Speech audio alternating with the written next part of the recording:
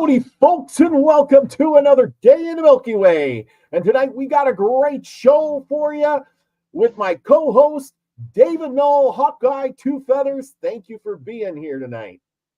And as always, we greet you with the love and the honor of the infinite creator.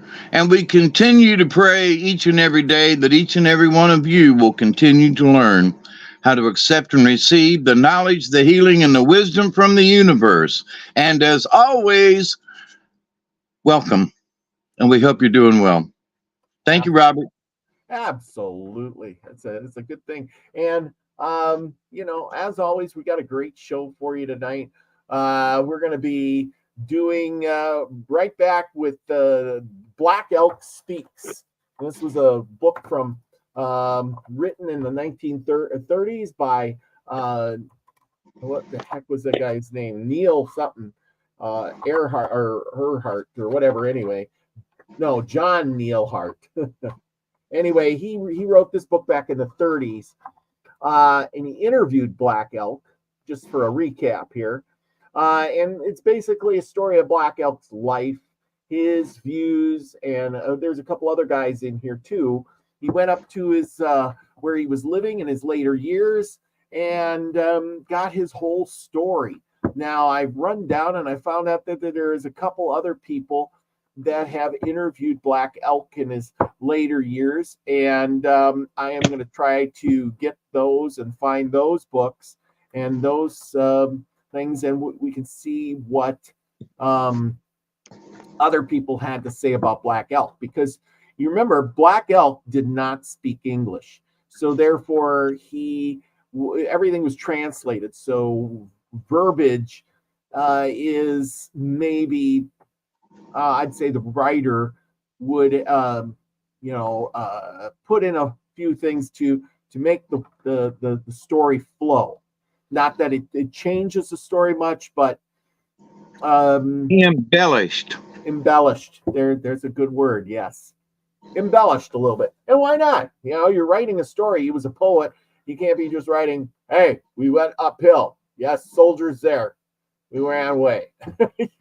What kind of story would that be? Yeah, things that he might have embellished on would have been the kind of day it was, how cold it was, was there snow on the grass, or, but something like that. Whereas, like you just said, they would have just went up the hill and down the other side. Mm-hmm. Yeah, because that's how we talk. Most people talk like that, unless you're like some super storyteller where, yeah, we were on the edge of the hill and the grass was blowing in the wind, as green as the day is long. And we crawled as the bugs and crickets were, chirping in the marsh brush next door as a cool breeze blew by, we knew. And then we crawled up the hill slowly, and we could smell the fear in their hearts. As we came up the hill, we could hear them clamoring in their footsteps and the dust rolling up behind them, Now there's, but who talks like that? And the many buffalo chips we had to crawl through, Yeah, exactly. So, anyway. But yes. Absolutely. So, it's probably, give or take a little bit. But for the most part, this is a good book. Apparently, this book, he wrote it in the 30s. And it didn't catch on. It was kind of a flop. But then come the 60s and 70s, the book was reprinted and the modern age kind of picked up on it. And I didn't realize this, but in the 60s and 70s, there was a newfound interest in Indian culture.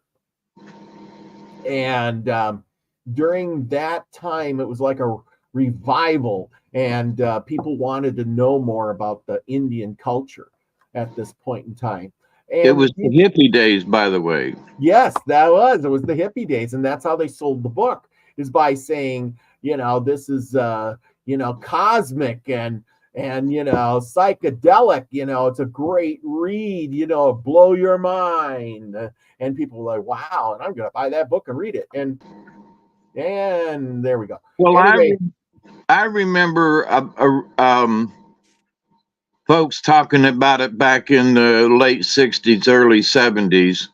And it was more about not so much, ooh, wow, mind bending. It was more about this is what when Black Elk discusses things. It's like, wow, did that really happen? Honest to God, that's America. And then it was all about trying to get back to the land and to try to understand. And so here was, here were the native peoples, still going through turmoils. They still are. To this day, there are still issues with native tribes. Yes. And Black Elk will talk about, the Sundance, for instance. But did you know that the government literally banned the Sundance until the late 70s? Did you? I did not know that. Even though it was kind of banned, publicly, but they did do it in back areas. They still did it. And I was doing a little research today about that, and they were saying how there's certain songs you sing at a Sundance. And these songs, they weren't wrote down; they were just passed down. And when you could start doing the sun dances again, they only had a couple of songs to sing. But how did that go? The guy said when they started singing things, they had 2 songs to sing. That's all they had. So they sang these songs over and over and over and over all day long. Well, other older people, finally came and said, listen, I know a Sundance song from way back in the day, and passed that down to these guys. And the guy says, well, after a while, by the end of that session or whatever, they had 15 songs to sing, because these older people came forward to pass down those songs, because they're all oral. They pass down everything orally. Right. Isn't that interesting? So, I guess it's a good thing that the revival happened before those older people passed on. Otherwise, it's really lost to history. And that's what we're all about here, preserving some of that history, because there's something good to learn about everything. I mean, only tyrants ban history and then make you start out fresh, like you have, and then you're always going to wonder, because you're going to have like amnesia. Where'd I come from? Who am I? Why did my people do that? What they did back in the day? What was going on there? What is the history of our traditions? Yeah, I mean, look at humanity itself. We have researchers that search every day, have searched hundreds of years to find out, where did we come from? Who are we? Why are we like we are? Who was the first man? Well, how did we cross the ocean and get to North America? All these things. Who were we? Denisovans, Clovis people? Were we this or that or the other? I mean, because the human nature wants to know. We're curious kinds of people. Yep. And we're always looking for a way to find out. And of course, Black Elk. Can I mention something before you move on? Yeah, go ahead. You mentioned the Sundance. Yes. Okay. I think it was in a Man Called Horse. Yeah, I love that movie. Yeah. Yeah. So it shows him going through part of a Sundance. Oh yeah, I remember that. Oh yeah, that's where they put hooks in your chest. Yes. And then you lean back and you hang. And I've known some people in my powwow days, and one lady, she was called a second. They got another name for it. But the person who is hanging by their chest, there is a person that supports them from behind. Yeah. And they have to, and there's actually supposed to be like 2 runners. And if the person needs water or they need something or whatever, and that they have to be with them for like 3 days. I was amazed. I was like, what? She goes, yeah, if we got tired and couldn't stay awake, we slept on the ground right there. She Mm-hmm. said, rain or shine, it didn't matter. Once it was started, once the ceremony was started, you were just there. And if you made a commitment and you said you were going to do it, then by golly, you had to do it. And it was like I had no idea. I was like, so it's a day. Nope. There are days of fasting and other types of things, and I was just amazed at how extensive and how taxing a Sundance is. And for example, you just can't say, "Hey, I want to go do it." You have to pass certain tests before you're allowed to do the Sundance. Yeah, I You think have you have to prove yourself. She said something about, yeah, this guy that wanted to do the Sundance had to prove himself before the elders a year before they had the ceremony. And I was like, what? They go, yeah, he had to present who he was and his reasons, and it was sort of like an application. You just didn't say, hey, I want to go do the Sundance.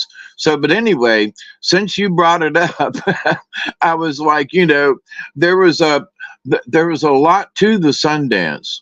And mm-hmm. for those who have ever participated and made it through to the other side, they're like, dude,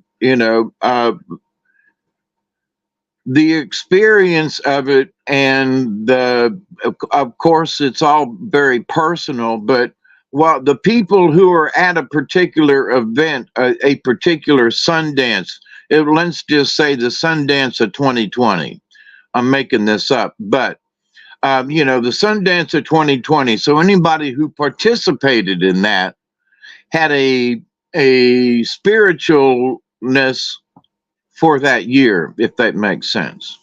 They Yeah. had a communal experience along with personal experience. Oh yeah. Yeah, absolutely. Okay, I'll shut up.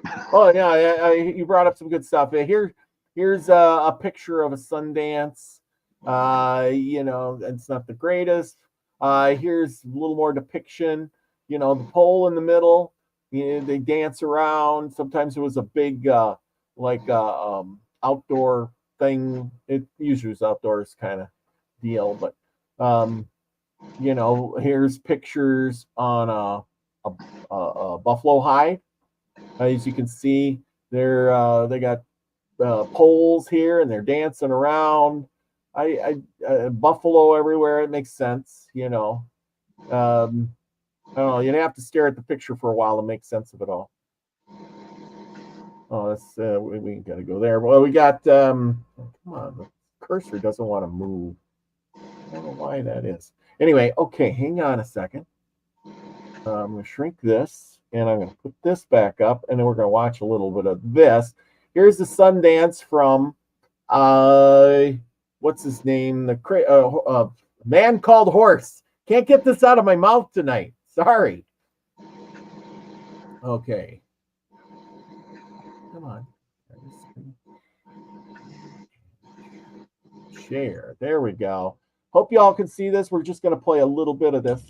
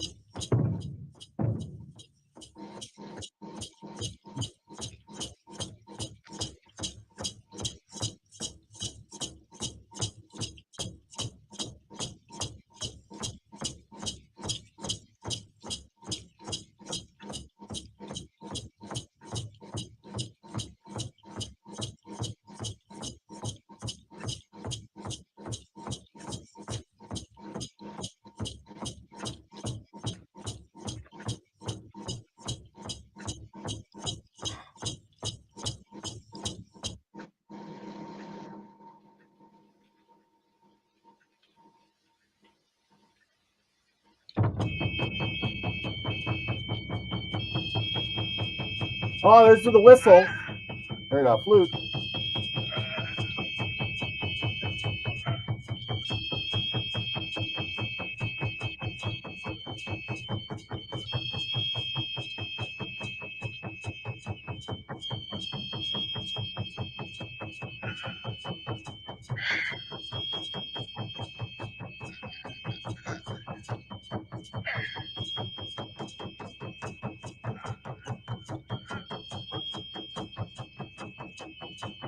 Okay, that's gotta hurt, you know.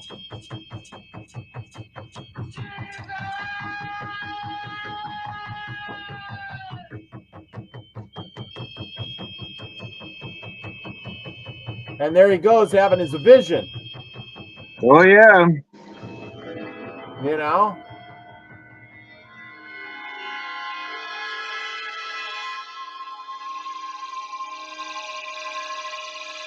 I think that's what it's all about, is having that, you know, that vision. Okay. It's all about the vision. Tatanka Ska, spirit animal, buffalo white. Speak the truth in humility to all people. Only then can you be a true man and free of your chains. Okay. Well, I want to point out something. Yes. If that was an individual rite versus a Sundance, there may be 2 participants, there may be 6 participants. And so the pole in the center where they all kind of hang from. So it's not the same, but it's similar.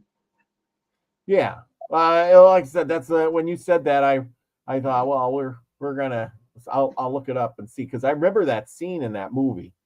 Yeah, you know? how they hang is the same, but they were inside a teepee lodge kind of thing. They lifted them up. This is a true Sundance is outside.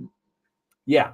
Well, you know, it was similar. I'm just pointing it out. You know. Oh yeah. I totally get what you're saying. Like I said, you know, I'm just that was the, you know, I mean, you don't see those on TV. I think that's the only one that's anything close to that, unless you ever seen a different movie, kind of the same way. They don't allow folks in. You know, No, when but I I mean, a one movie that has that kind of thing on there. You know what I mean? The yeah, Man Called Horse is probably the closest one that I could ever yep, remember him having. yep. But I mean, in the true times, if there's a Sundance, you have to be invited by one of the if there is a participant, you have to be invited by that person and vetted. You know, you just don't drive up and participate. Yeah. Oh yeah. It's very it's a serious ceremony. Mm-hmm. Oh yeah. I mean, yeah. Like I said, the government had banned it, and you know they did it in the back alleys, kind of thing. Oh yeah, they did. You Yep. know, because like I said, you know they weren't going to get rid of it, but you know the government wanted them to get it. You know, get rid of their culture. Period. I think if they could have, they would have wiped all their memories and, you know, started them off. They tried, absolutely. And it's just like the ghost dance. You know, in certain places, you know, they went off in the back country somewhere, and at 2 o'clock in the morning, they had a fire going. And, you know, who was to say they were watching what they were doing? You know what I mean? So there were privately folks who were still doing the ghost dance, by the way, too, but it was very private, very private. A couple of folks within the tribe kind of thing. Oh yeah, I totally agree with you. Let's see. So anyway, so we're gonna go on with Black Elk here, and he talks about all this stuff, but there were some good story pieces in here. Now we're gonna talk about the little bighorn. We're gonna start out with that and the war, you know, because who doesn't like the war stuff? And if I could find my page that I was doing here. Oh yeah, here we go. Now, we started out talking about some of this, but there's so many great stories in here that just blow my mind. Remember last week, they were there and they shot a buffalo and they're cooking up a buffalo meat while the war is going on. You know what I mean? And I thought Just that was over the rise there, there's a barbecue going on. if they were from the South, that's exactly what it'd be. It'd be like, Yeah, they were from the Southern tribe. yeah. So anyway, this here is what we see when we see the battle of Little Bighorn and the soldiers and the Indians coming over the hill and shooting and fighting and here's Custer or something, and oh my goodness, the Indians are got their guns and they're shooting and fighting, whatever. But in all reality, most of them had bows and arrows. There weren't that many guns. The Indians had bows and arrows, and here's depictions from the Indian side. And as you can see, there's arrows sticking in these guys, and there's just a guy or two, with here's a guy with a gun and all the soldiers, and he's stabbing them with a lance, and they got things going on. You know what I mean? Yep. Let me point out something. Yes. One reason why they didn't have so many guns was they didn't have ammunition. Yes. They might have had guns, but they only had so much ammunition. So they took what guns they had and filled them full, with all the ammo they had. And the rest of the folks, went traditional. But just why weren't they as well equipped? Well, they just didn't have the ammunition. They didn't. They really didn't. And as you can see here in this picture, you notice the horses of the army versus the horses of the Indians. The Indian horses, colorful. Army horses, plain. Solid colored horses, grays, blacks, whites, things like that. I've noticed. But in this picture, all the horses they're shooting the horses. This little horse looks like it's dead. They all got saddles. The cavalrymen got saddles. The Indians, no saddle. Some mere little points. And this is Custer's last battle here, which didn't really last, I don't think, that long.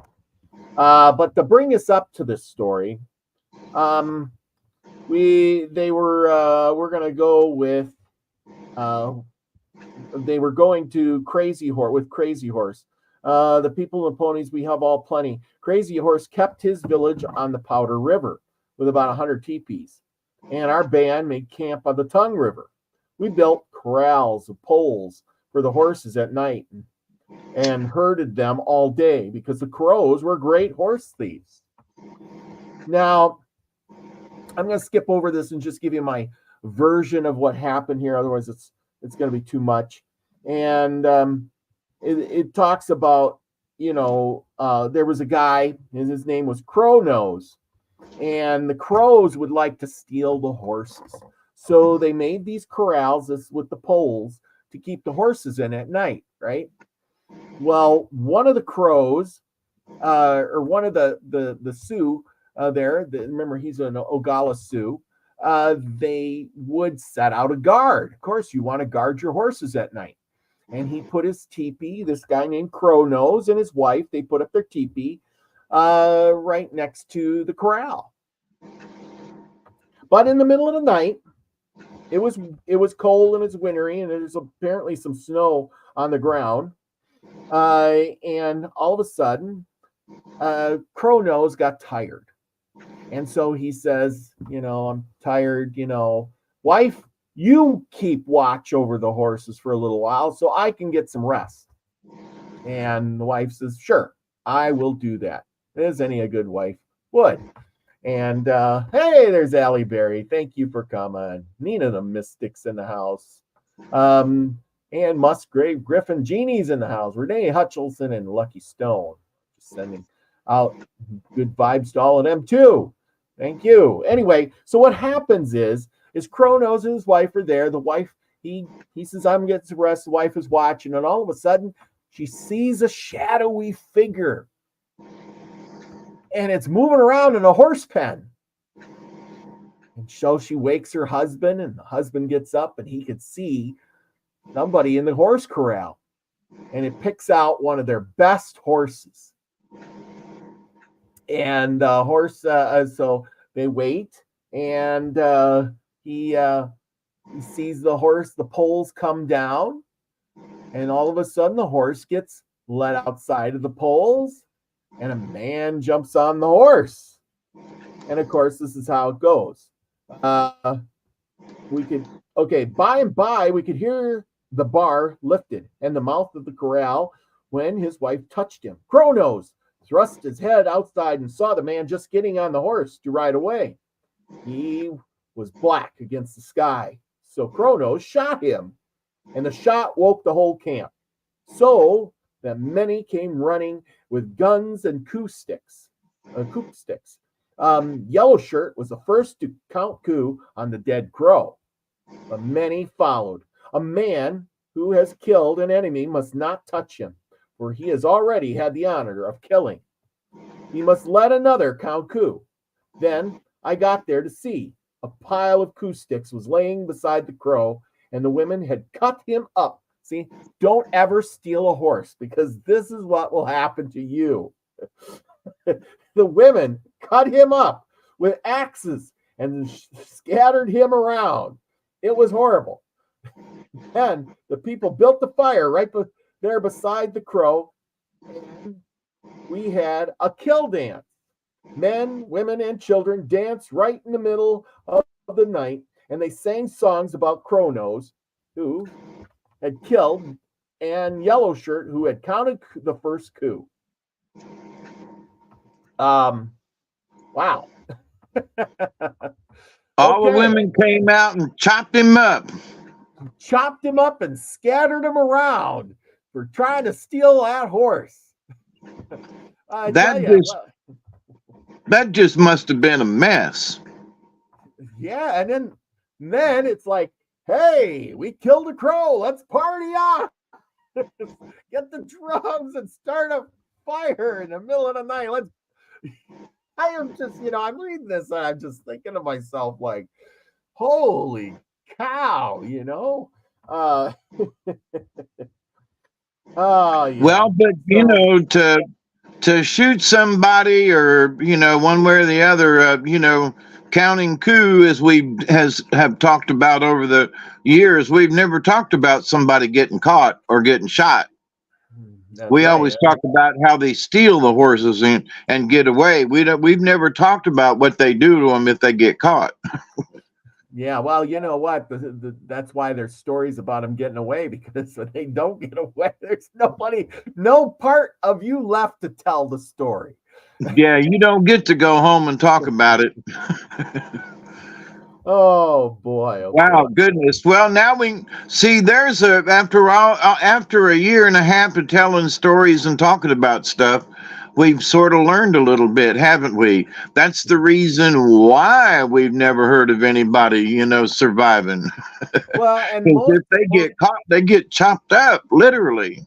Well, and most of these books that I read, they're written by the white man, with a twist to the little bit what they could find out from the native, right. And of course, I'm sure that the guy writing the book sifts through the whatever he's writing about to make it sound like, oh, there was a heroine woman and she shot 14 Indians, and her husband, he fought to the bitter end, killing 25 in a big pile out back. But then one lucky arrow hit him in the chest and he died. You see what I'm saying? Yep. because the white man was that much better all the time. Okay. But anyway, okay, so anyway, we're.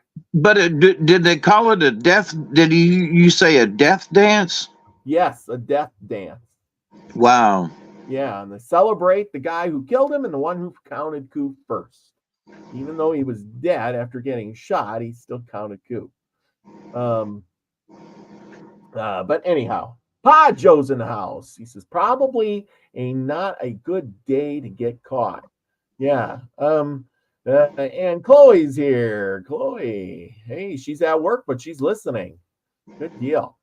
Anyway, we're going to tell some good stories tonight. Anyway, so now they're here. They're on the greasy grass or the river, and it's winter. But some of these guys the Indians are getting a little perturbed, and they are heading back. They are going back to the soldiers' town to some of Red Cloud's loafers, the ones that want to, just sit around the fort all day and get handouts. Well, a bunch of them left, and the one came back, and he says, because they thought maybe there'd be trouble, and the Crows had killed all of his party but himself while they were sleeping, and he had to escape because he was out scouting. Well, and that just brings up another one of those, it was back then. It wasn't just you were fighting the white man, you were fighting the settlers, or you were fighting the cavalry coming, down the road. You were fighting other Indian tribes too. It was a dog-eat-dog world there. Little did the Indians realize that they were all on the same. They're kind of on the same side, but yet I don't like those, Sioux over there. I don't like those Crow over there. We're gonna battle it out and kill ourselves off. When they should have been saying, "Let's shake hands. We have a common enemy." Right? Absolutely. And we think about there. Not only were there tribal rivalries, but I'm sure that I'm making up names. Buffalo had issues with Red Nose from another tribe, or maybe from the same tribe. And they'd had issues with steal my woman kind of thing, or he got coup on a buffalo or something, and it might have been, that while they were riding around and whooping in the holler, and he shot his buddy in the back. Yeah. I mean, there's stuff like that went on, because if he survived, better that he die in battle, as they all say, and then for him to have murdered him in some other way. So he's like, well, he died in battle, with an arrow in his back. Well, it was a stray bullet, Yeah, well. Friendly fire. Friendly fire. And that happened a lot, though. Friendly fire was. Really, it did. Yes, it did. So anyway, the Crows killed his party, but all but himself. And during the winter, runners came from the Wasichus and told us we must come into the soldiers' town right away, or there would be bad trouble, bad juju on that, And then they said it was foolish to stay there, but they did anyway. What? Late in the moon of the dark red calves. What month is that?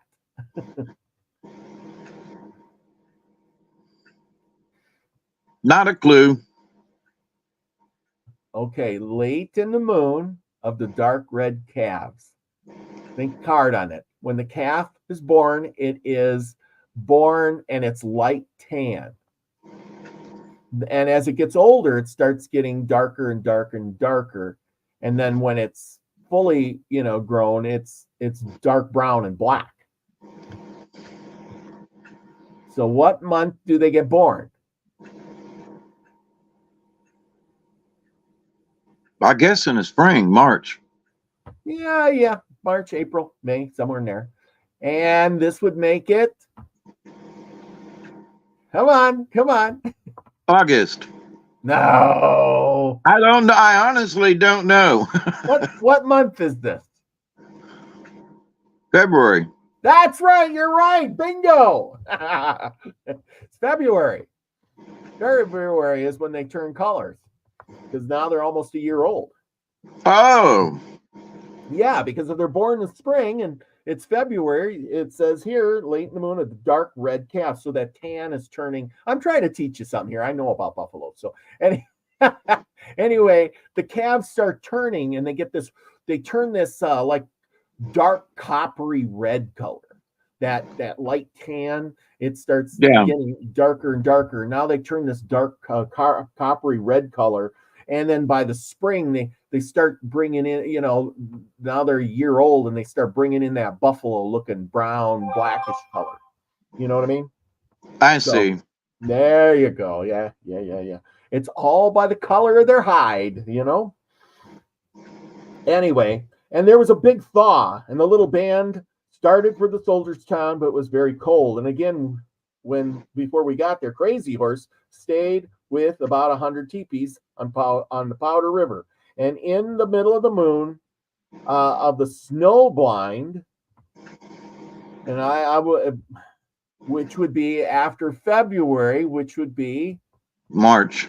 All right, snow blind. I did not know that one. Snow blind is March. Something bad happened. It was just daybreak. There was a blizzard and it was very cold. The people were sleeping. Suddenly, there were many shots and horses galloping through the village. It was the cavalry of the Wasichus, and they were yelling and shooting and riding their horses against the teepees. All of the people rushed out and ran because they were not awake yet, and they were frightened.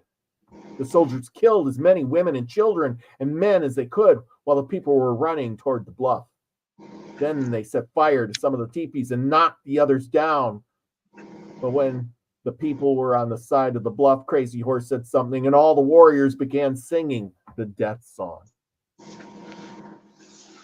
And then they charged back upon the soldiers, and the soldiers ran, driving many of the ponies ahead of them. Crazy Horse followed them all day and night with a band of warriors, and at night he took all the stolen ponies away. He took them for some of their own horses and brought them back to the village. And the thing is that he says here, these people were in their own country and they were doing no harm. All they wanted to be was left alone. But this is how the soldiers, treated them. This was so unfair. So unfair. Okay, and I am going to skip over a few of these, and I got to get to Unprovoked. Yeah.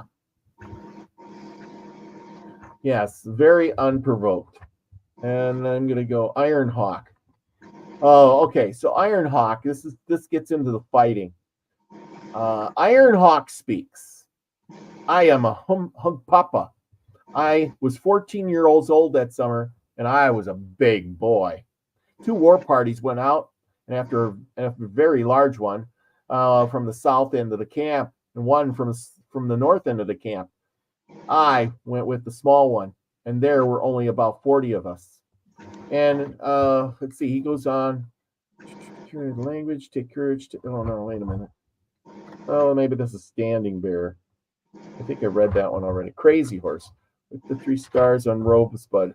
There was one in here I wanted to read. There was a good story about this. Child Hung Papa. You get so many of these. You have a 6-shooter. God, I just went over this too. I put my marker in there and then I moved it. Hang on a second. Oh yeah, here we go. Man named Little Bear rode up the Pinto pony in a very saddle. We stayed there a while. Okay. This was another one. A little bear saw a horse racing up the hill towards the soldiers, and we got close. His horse was shot out from under him. Yeah, this is the one I wanted to read.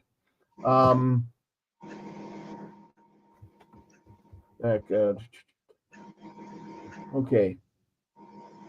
And this is he's talking about, this is Iron Hawk again. Yeah, this is the one I wanted. I am a hum papa, and I told you before, I was 14 years old. The sun was overhead, had been sleeping and eating, yada, yada, yada. Our horses stampeded down towards the Miniconchus, but we rounded them up again and brought them back. By now the warriors were running towards the soldiers and getting on the ponies, and many of the hum papas were gathering in the brush and the timber near the place where the soldiers had stopped and got off their horses. I rode past a very old man who was shouting, "Boys, take courage. Would you see these little children taken away from me like dogs?" And he's talking about the families there. You know, there. It seems like every time you wanted to go to fight, somebody would say, "Think about the women and children. Think about your families. Think about the little kids. Think about all of those people that you're protecting." You know, Yep. and I guess that's a way to do it. And went into our teepees and got dressed for war as fast as I could.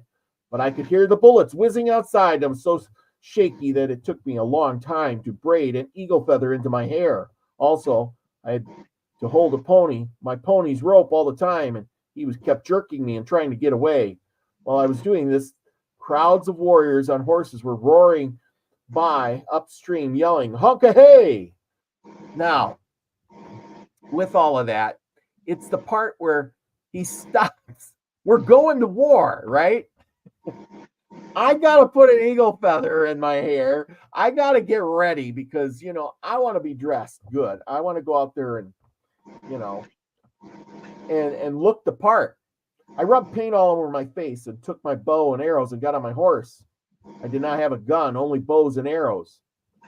When I was on my horse, the fight upstream seemed to be over because everybody was starting back downstream and yelling, "It's a good day to die. Soldiers were coming at the other end of the village, and nobody knew how many there were." A man named Little Bear rode up on me on a pinto pony. It was very pretty with a pretty blanket. "Take courage, boy. The earth is all that lasts." And that is so true. The earth is all that lasts. There were very brave Sheilas with us, and I heard someone say, "He is going." I looked, and it was a Sheila. And he had on a spotted war bonnet and a spotted robe. And this is kind of cool. You got to listen to this part.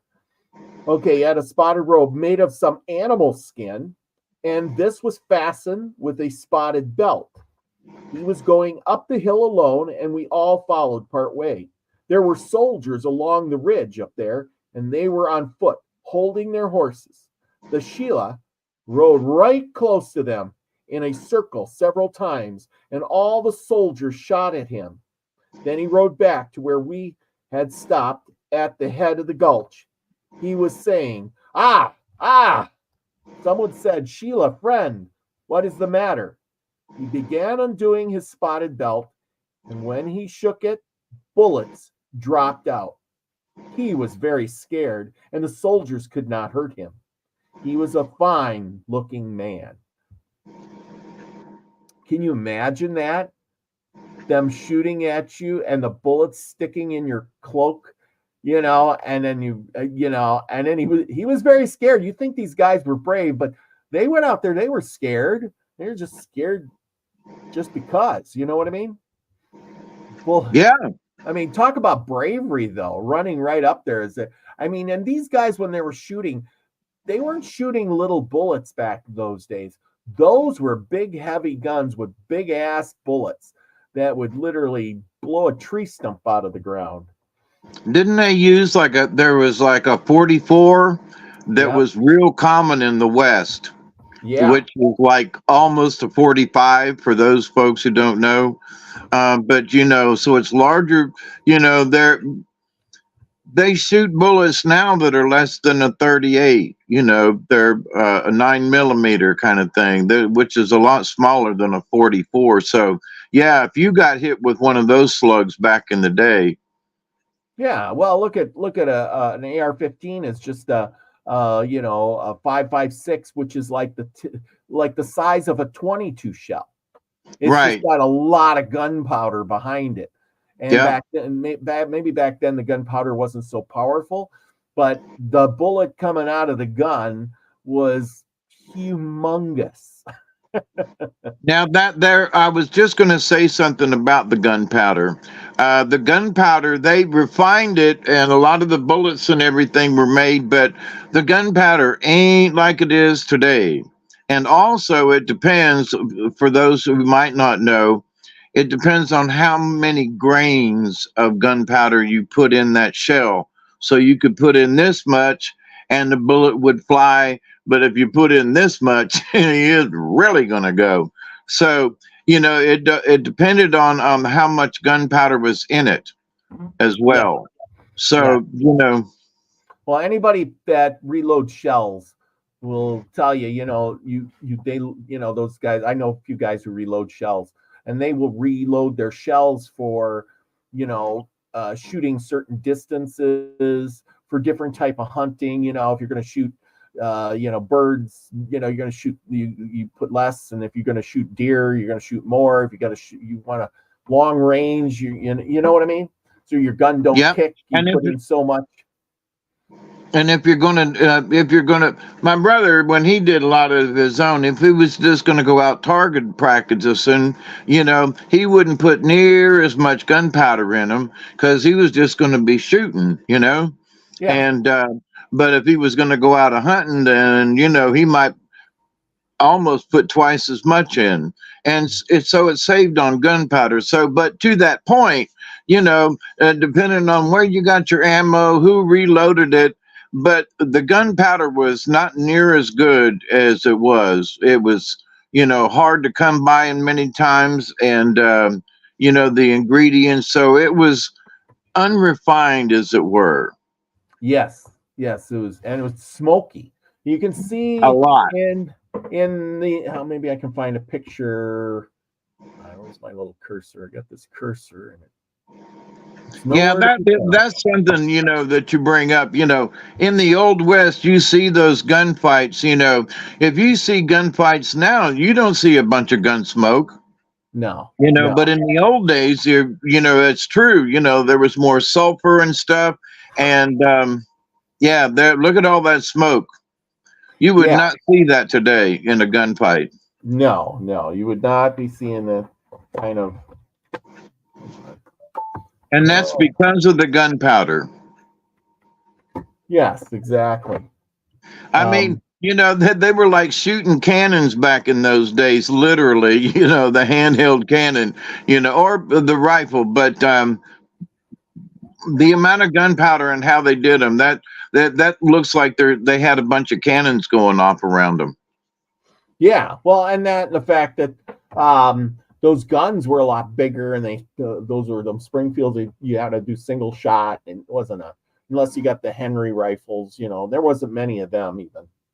It was mostly these Springfield lever action where you put one bullet in, you shoot, and you put another bullet in, you shoot. Left over from the Civil War. You know what I'm saying? Yeah.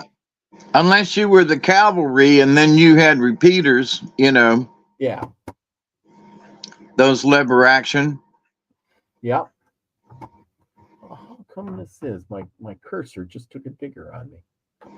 Anyway, okay, we'll go keep it up to that picture. Anyway, here we go. I saw Little Bear's horse. We stayed for a while, and okay, I'm going there. Stampeding. Okay, we stayed there a while, waiting for something, and there was shooting everywhere. Then I heard a voice crying, "Now they are going! They are going!" We looked up and saw the cavalry horses stampeding. These were all gray horses. Remember, the cavalry, they would match their horses up. So one troop would have all grays, one troop would have pintos, one troop would have, all, one color or another. It wasn't like everybody just grab a horse. You know what I mean? Right. There was, and they bred a lot of them that were just brown. Yes, they like the brown bays. Just brown horses, period, were their favorites. Okay, he says, I saw Little Bear's horse rear up and race uphill towards the soldiers. When he got close, his horse was shot out from under him. This is where bravery comes in. Listen to this.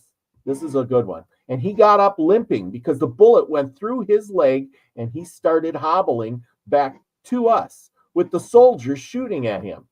His brother, friend, Elk Nation, went up there on his horse and took Little Bear behind him and rode back safe with bullets striking all around him. It was his duty to go to his brother, friend, even if he knew he would be killed. I mean, how many people nowadays would take under bravery like that. It'd be like, oh, Well, the Marines, they never leave a man behind, but but to a lot of other points, nope, sorry, I'm not going out there. Too many bullets. Too many bullets. Exactly. Oh, there we go. Please, Mr. Custer, I don't want to go. Yeah. Oh, there my cursor's working again. I don't know why this thing took such a digger. Anyway, okay, so let's see. We saw the soldiers running downhill right towards us. Nearly all of them were on foot, and I think they were so scared that they didn't know what they were doing. They were making their arms go as if they were running very fast, but they were only walking. Some of them shot their guns in the air. We yelled, "Honka hey!" and charged towards them, riding all around them in twilight that had fallen on us. And so it means it was getting evening, it was getting dark. And these guys are, I think somehow the soldiers thought they were cocky because they had big guns, and these guys didn't have much of anything. And so when the Indians came, they weren't really afraid of them. I got a gun, you got a bow and arrow. What are you going to do to me? Right? Yeah. I met a soldier on horseback and I let him have it. The arrow went through from side to side under his ribs, and it stuck out on both sides.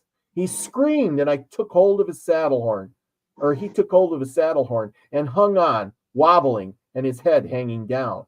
I kept along beside him, and I took my heavy bow and struck him across the back of the neck. He fell from his saddle, and I got off and beat him to death with my bow. I kept on beating him a while after he was dead, and every time I hit him, I said, "Oh, ah!" I was mad because I was thinking of the women and little children running down there, all scared out of breath. These Wasichus wanted it, and they came to get it, and we gave it to them. Like I said, read that sentence again. The Wasichus wanted it, and they came to get it, and we gave it to them. I did not see much more. I saw Brings Plenty kill a soldier with a war club. Yeah. So the thing is these guys, and you notice they're not using their arrow. They'll beat them with their bow, or they'll knock them in the head with a club, trying to save bullets or save arrows and things like that. Anyway, and they were doing it for the women and children. Yep. Okay. Let's see. I saw Red Horned Buffalo fall. There was a Lakota riding along the edge of a gulch, and he was yelling to look out. There was a soldier. This is a good one. Soldier hiding in there. I saw him charge in and kill the soldier and begin slashing him with a knife. Then we began to go towards the river, and the dust was lifting so that we could see that the women and children were coming over to us from across the river. The soldiers were all rubbed out of there and scattered around. The women swarmed up the hill, and this is the part, this gets kind of funny too. But it just tells you, the warriors went in and did they did the killing, and then the women went in and after. The women swarmed up the hill and began stripping the soldiers. They were yelling and laughing and singing now. I saw something funny. 2 fat old women were stripping a soldier who was wounded and playing dead. When they had him naked, they began to cut something off that he had, and he jumped up and began fighting with the 2 fat women. I wonder what they were cutting off. Tallywhacker or something? Yeah. No, you can have my clothes, but no. And he was swinging. He jumped up, began fighting with the 2 fat women. He was swinging one of them around while the other was trying to stab him with her knife. After a while, another woman rushed up and shoved her knife into him, and he died really dead. It was funny to see the naked Wasichu fighting with the fat women. I bet you That must have been one hell of a sight. Yeah, and then women just then he ended up really dead then. Ended up really dead. Yes. And I suppose, yeah, I bet you they cut off his wing dinger then.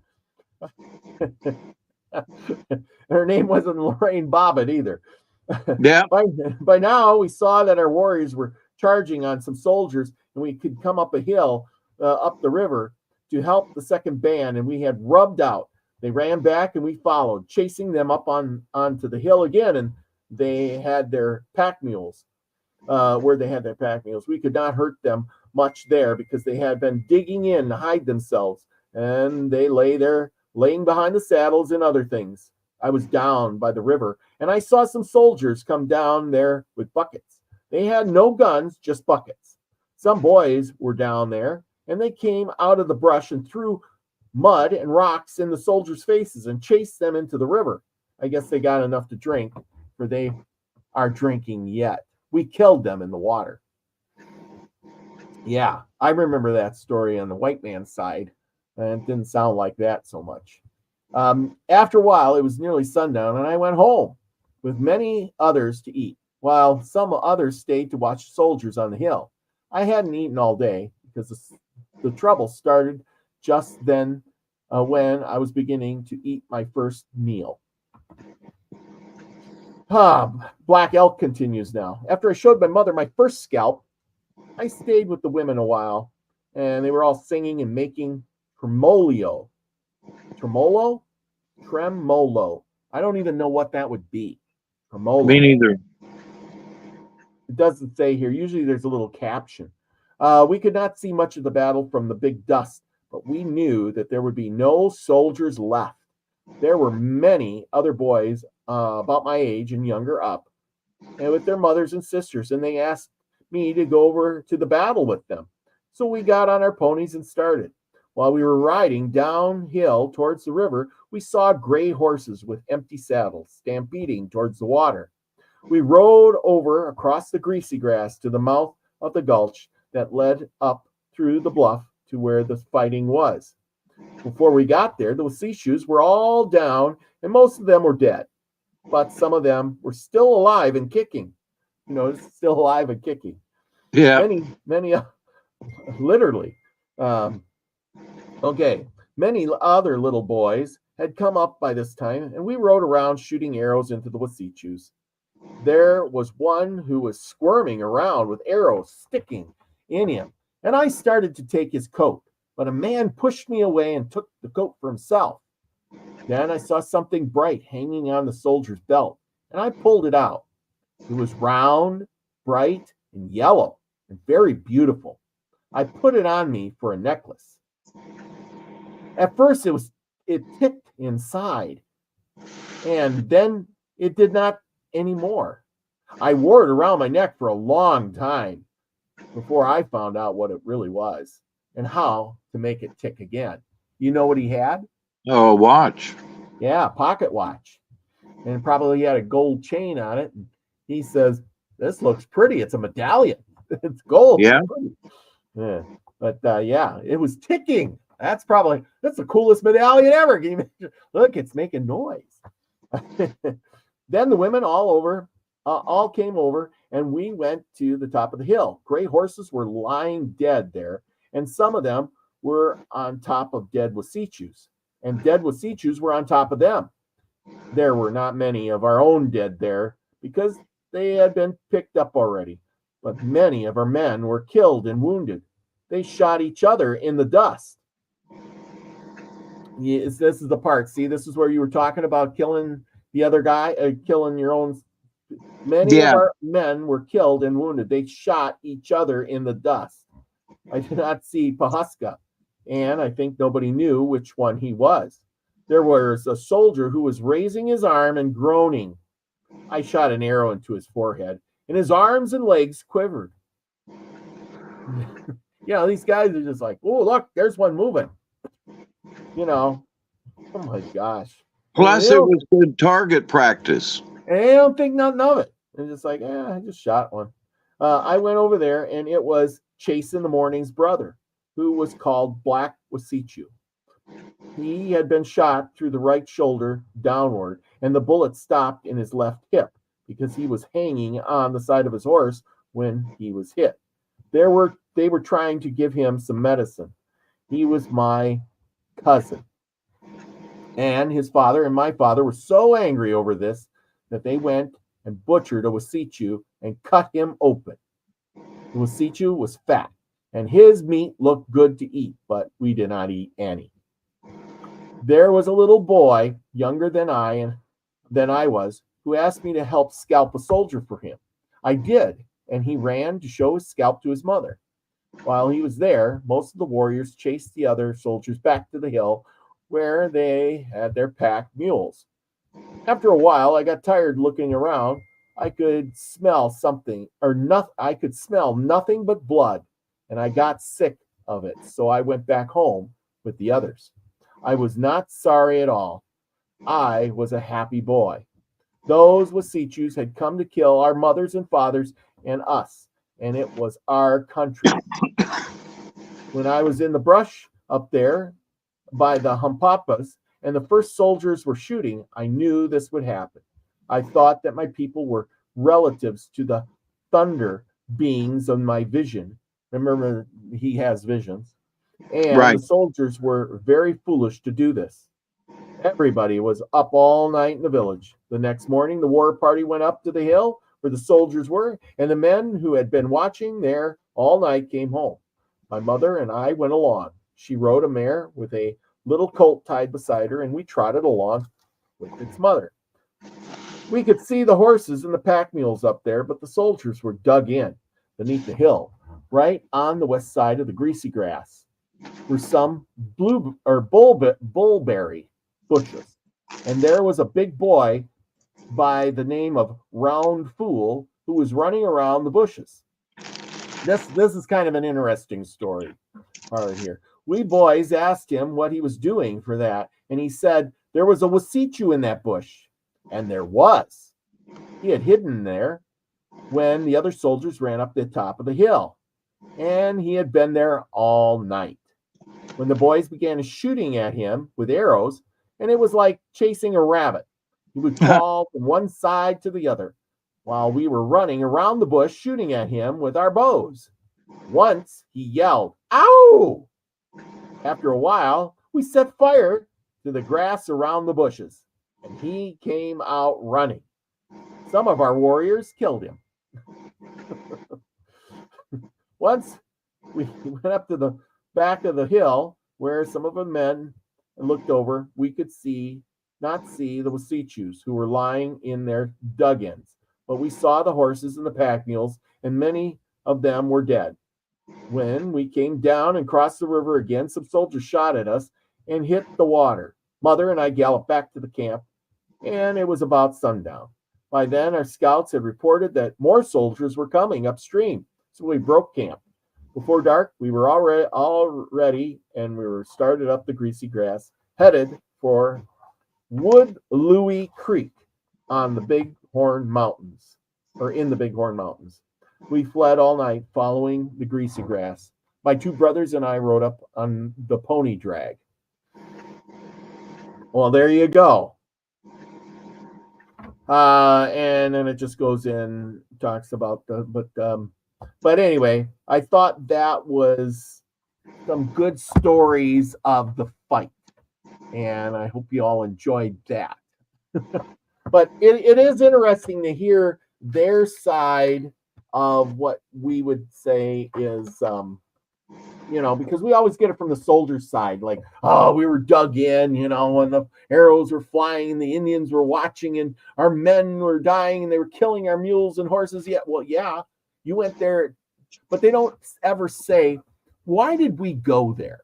We went there to kill the women and children and burn their teepees to the ground because they were bad Indians. Right. Nobody asked why the Indians were PO'd. No, nobody asked if you were the right Indians. He just said, look, there's Indians. Let's go shoot them and kill them. And that's what I think with the bad thing. They were always going on about, here we are, peaceful, on this river, grazing our horses. We're just living our life. Minding our own business. Yeah, this is our land. Everything is good. And then all of a sudden, the soldiers come in and they chase us out. Like in the beginning there, we talked about that, how they chased out Crazy Horse there, and in the middle of, in the morning or night in the blizzard. And all of a sudden, here they are. And they're like, hey, let's shoot everybody as they get out of their teepees and burn them to the ground and chase their horses off in the middle of the night or early morning when they're still sleeping. And that just gets a person. It's like, what did you not see what the it just makes me mad too, because maybe there could have been some compromise. Oops, wrong one. Sorry. It's like it was all about attitude, and there were so many folks that just hated the Indian. There are still folks to this day that can't stand Indians. And so it's like, so what do you do about something like that? I remember a time when a man said, that he'd take one black man to two Native Americans. Mm-hmm. Yep. Because the black man was worth more than two Indians, and it was like, what? And, black men weren't really considered, worth a lot, but anyway, so, it's interesting because, Custard and his, band of merry men got slaughtered out there on the hill. But I bet you they didn't tell the story of the Indians until way later. You know what I mean? Yeah. The news of the massacre of Custer was overplayed just like things are today. What about the Indians? What about they went in a day or two before and slaughtered? What about that? Yeah. Nobody hears these stories. Nope. From the Indian they side. Didn't hear them back then. So all they heard was that Custer and his men were slaughtered by the Indians. And so, but the Indians are going, well, wait, hang on here. You know what they did to us first? Yeah. And Custard had like 250 guys, and he was going in there to this camp, and he was going to shoot and kill them all. That's what his goal was, is to take his cavalry in and shoot and kill as many as he could and wipe them out. Because according to what was going on at that time, was the rule is if they weren't on a reservation, they were wild Indians, and they were to be shot on sight. Yep. And there was one of his own men, one of the other squad leaders or whatever, and they didn't join in right away, and which could have turned the tide of the situation. But he was like, he was and reading about this years ago, what I remember, he was like, he didn't really want to get tied in with the ruckus.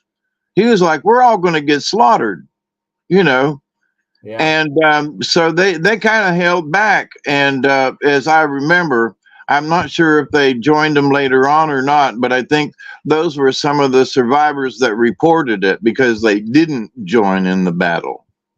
Well, there was the one group that got, I forget which guy it was. I can't remember the name so good. Crook, I think it was. He was coming up from behind, and he got stopped up on that hill.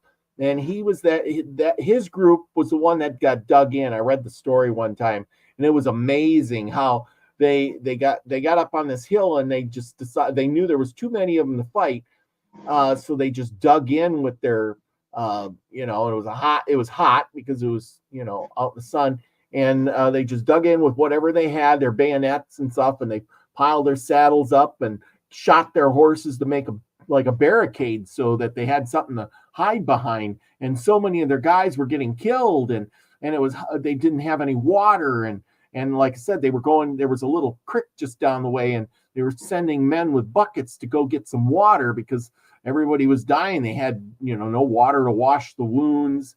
They were running out of ammunition, and they sent. I don't know if they sent somebody to, or a few of them to go and get for help, but they were waiting for another group of the cavalry to come, and they knew that Custard was out there somewhere, but it wasn't showing up. But little did they know that Custard had been mowed down earlier. That you know what I'm saying? Yeah. So, and then these guys were up on the hill, and the Indians were just kind of sitting there, surrounded the hill, just waiting. And then eventually that other troop started coming, and then apparently what I see is the Indians didn't like big confrontations, and they knew that the soldiers had gotten better weapons at this point in time. They could shoot farther. Their guns were deadlier, and so they were out. They're shooting bows and arrows, and I don't know if you ever. Well, I know you shot a bow, but if you haven't ever shot a bow, it doesn't go that far. You can lob it a long ways, but the accuracy isn't there. But if you shoot, like that, if you're shooting, 50 yards, you're doing a good shot. You know what I mean? Yeah, if you do it 50 feet. Or 50 feet. Maybe that's what I'm talking about. 50, yeah, 50 feet. Yards would be for a gun. Okay. 50 feet. With the bow and arrow, especially the bows and arrows they had back then, they're just pieces of wood strapped with a string, versus the compound bows that they have nowadays. They just didn't have that kind of power either. They were more about shooting multiple arrows versus shooting one big arrow to kill. You know what I'm saying? Yeah, but here's the thing. If he could beat that soldier to death with his bow, that bow had to be pretty strong. Well, yeah. And I've seen some of the bows, and some of them, it depended on who made it and the kind of wood, but some of them were pretty daggum strong. Yes, they'd make bows out of wood, and they would make them out of the sheep horns too. Did you ever hear about the sheep horn ones? No. Yeah. I have to. I watched a guy doing it on YouTube. I don't think he's still alive, but anyway, he had a thing. He was teaching people, and he'd make all these things, and they would. He got taught how to make the sheep horn ones, the big ram's horns, and then they would bend the ram's horn and make a bow out of it. It was super strong, lasts a long time, and Wow. But yeah, and you can't just make them overnight either. No. It took quite a while. But neat little things like that. But even with the best bow they could possibly make, you're still not gonna get a long shot like you are from a rifle. Just right. Exactly. And as you know, during the Civil War, they came out with the repeating rifles. The lever actions, put a bunch of bullets in there, and you could boom, boom, boom. The revolvers, and the Indians just didn't have access to the bullets either, like you were saying, or the gunpowder. And they also were, they had the Gatling guns that would just mow everybody down.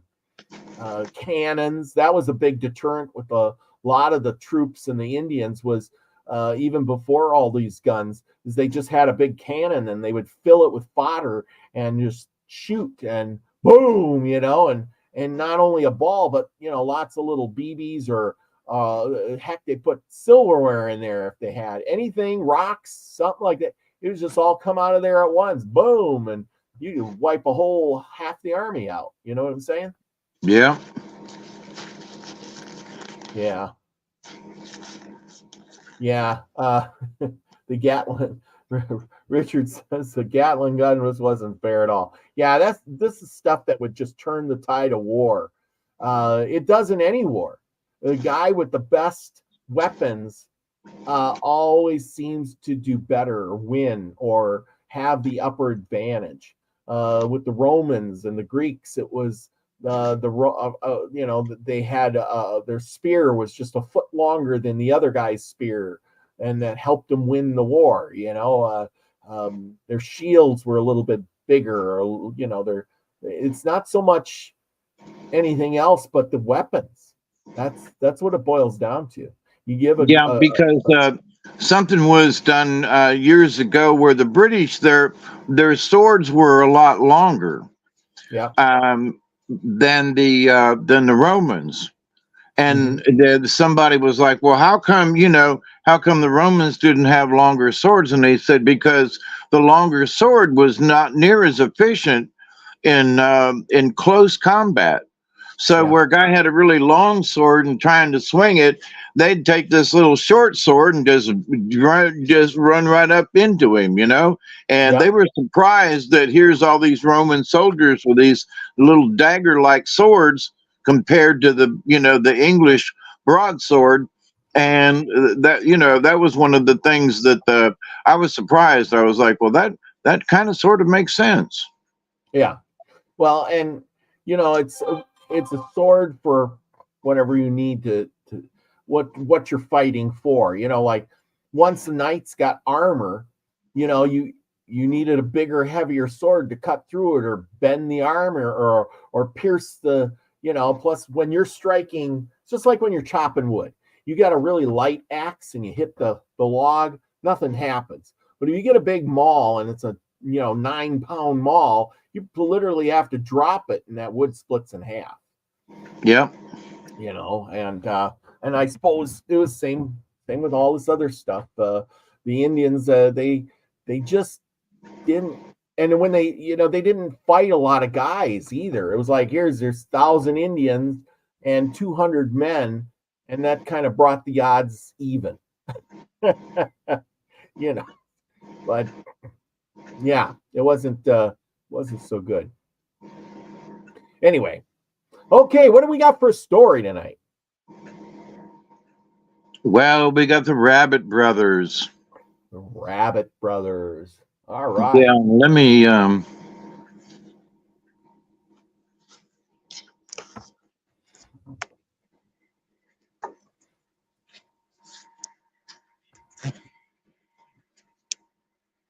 get myself set up here better for reading the story.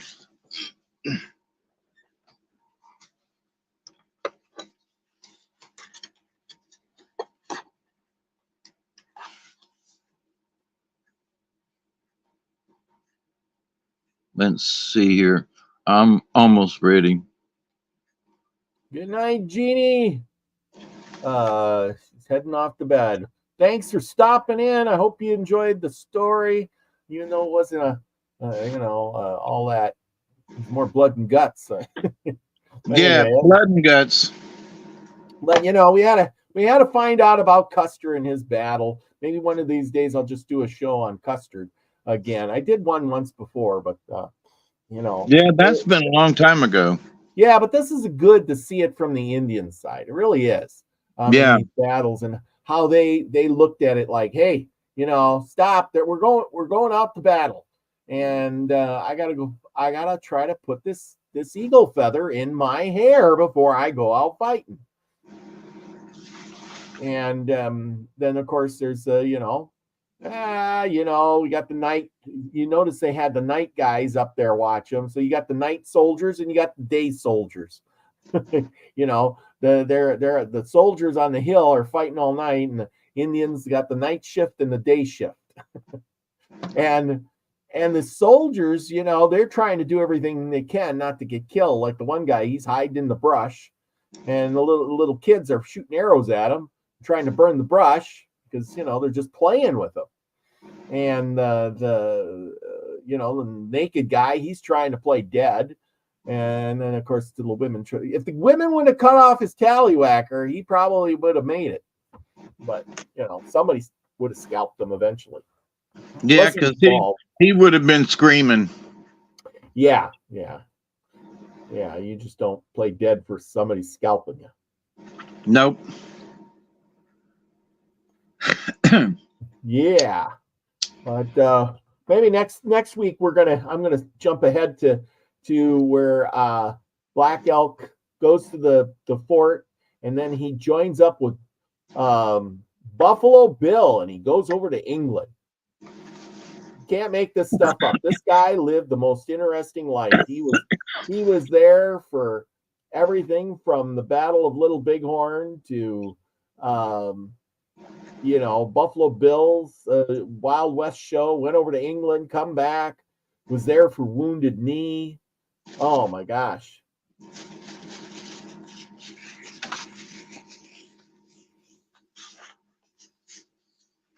Okay, so we ready?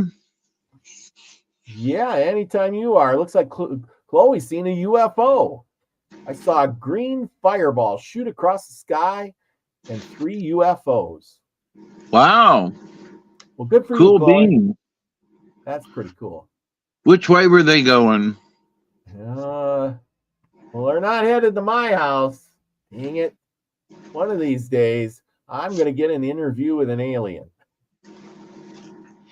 Good, bad, or otherwise.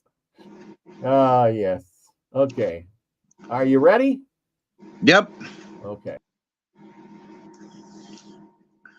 Our story for today, is The Rabbit Brothers,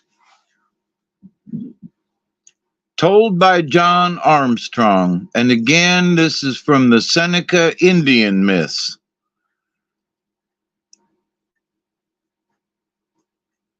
Tondanayat is white rabbit, and Dagwanayat is whirlwind. Now, we've had whirlwind in several different stories. So here he comes again. 6 brothers and a sister lived in a longhouse in a clearing in the woods. The house stood east and west with a door at each end and a fire in the middle. 3 brothers occupied one half of the house and 3 the other half. Each man was obliged to stay on his own side of the fire, never crossing to the other side, and always to go in and out at his own door, never using the door of the other 3. Whenever the brothers were away hunting, the sister was alone in the house. She had the right to go everywhere, in and out both doors. The Tondanayats lived a long time in this way. Then one day the eldest brother asked, "How would it be if I were to marry and bring my wife into the house?" "Oh," answered the brothers, "it would be well if she didn't abuse us." He went to an old woman who lived in the West and had 6 daughters and asked, "How would you like to have me marry one of your daughters?" "Very well," said the mother, "if you would be kind to her and not abuse her." He promised to be kind and went home. The girl made a basket full of marriage bread, and the next day came to his house bringing the bread. The brothers were glad. They ate the bread, and the woman stayed. Her brother told her that 3 brothers had one half of the house and 3 the other half, and each 3 had their own door. The sister was the only person who could go in and out at either door. For a time, the woman was satisfied, and the Tondanayats were happy. But one day, she said to herself, I'm not going to obey such a silly rule. I'll go out whichever door I choose. She crossed the house and went out of the forbidden door. The minute she did this, her husband, who was hunting in the woods, in crossing a fallen tree, got the strings of his moccasins tangled on a knot of the tree, fell and hung there, head down, helpless. 5 of the brothers came home from hunting. They missed their brother and waited for a long time for him. At last they took their torches and started off to look for him. After a long search, they found him hanging to the tree, stiff and half dead. They carried him home, rubbed him, and brought him to life. The next morning, when the man was himself again, he began to scold his wife, who, by her disobedience, had almost killed him. He said, "You will kill us all. I don't want you any longer. Go home. You can't stay here." They were both very angry. He started to drive her out, but as he went toward her, she held up a skin blanket which she wore over her shoulders, and instantly the man's eyes were on the blanket. The second brother, seeing what the woman had done, screamed, "You have killed my brother! You have taken out his eyes! I will kill you!" And he ran after her.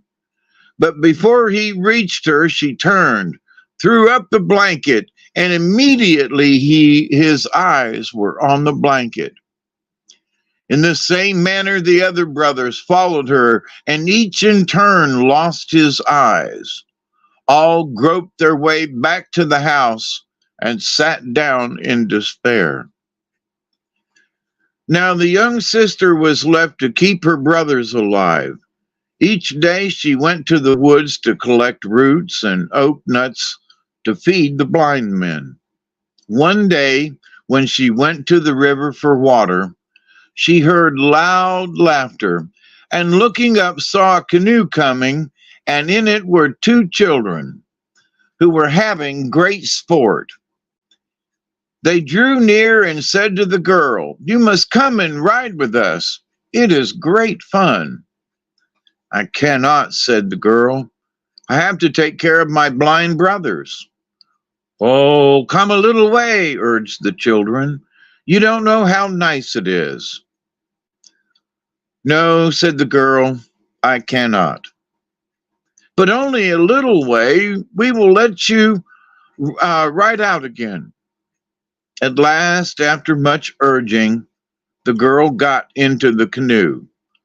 The children turned it and went a short distance. Then she said, "I must get out." "Oh, go a little further, just to the next turn."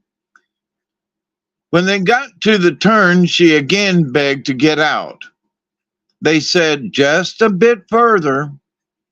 Soon they came to a lake. As the girl looked toward the stern to beg the child to let her out, she saw a fat, ugly old man sitting there. Looking to the other end of the canoe, she saw the little child was gone. She was left alone with the terrible old man.